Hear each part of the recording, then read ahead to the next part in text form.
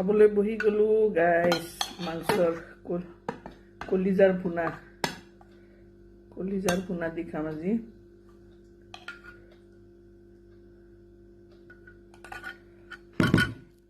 এইটো হ'ল শাক বনাইছিলোঁ আৰু এইটো হ'ল পুদিনা চাটনি খুন্দনিত খুন্দিয়ে বনালোঁ আজি শাক ছুটিৰ দিনে শাক খাব লাগে হয় না নহয় শাক লৈ বহিছোঁ এইটো হ'ল জিলিমিলি শাক ৰান্ধি লগে লগে খাব লাগে গৰম গৰম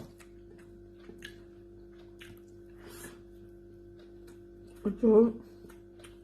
কলিজা ভুনা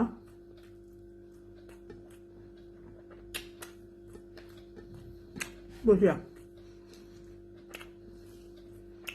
পুদিনা চাটনি